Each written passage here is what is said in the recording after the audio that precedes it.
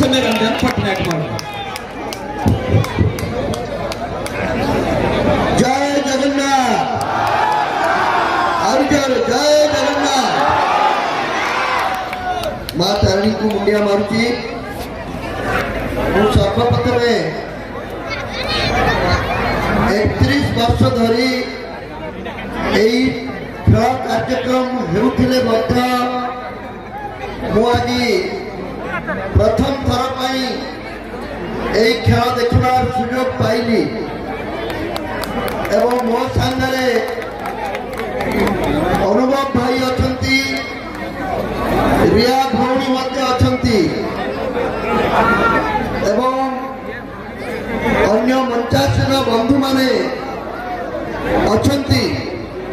मु लंबा भाषण देवा को चाहे ना कि आपण माने समस्ते चाहती रिया भौणी को मोहर दीपक शुणिबे तापर अनुभव बाबू को पाखर किसी शुणिबे।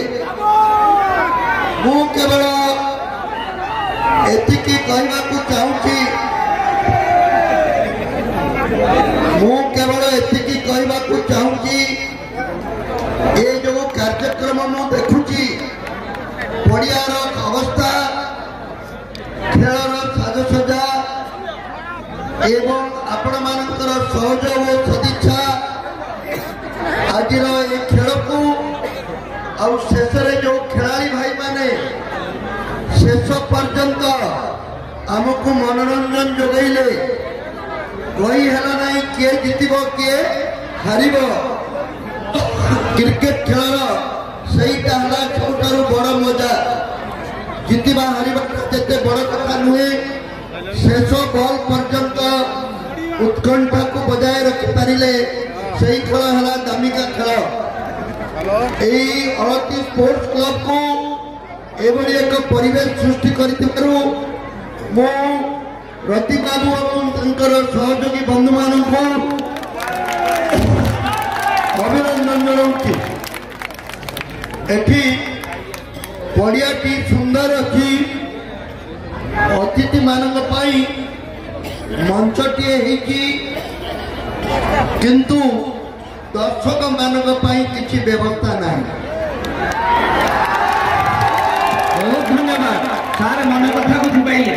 तेणु दर्शक बंधु को एति प्रतिश्रुति देवा चाहे मो तरफ ए पड़िया चारि पाखरे आराम रे बसी खेल देखा निश्चय व्यवस्था हेबा दरकार।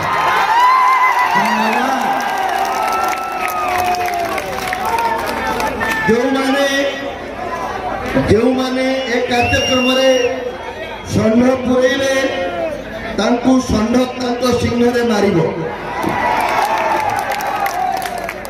मोर शेष कथा मु घसीपुरा को नुआ आसी मु प्रथमे जेतेबेले आसिली समस्त मुहरे गोटे भय देखी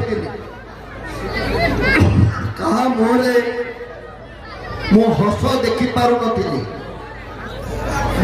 दिन संकल्प नईलु आमे राजनीति रे हार जीत लगी रही किंतु ए अंचल आमे भय को दूर करवा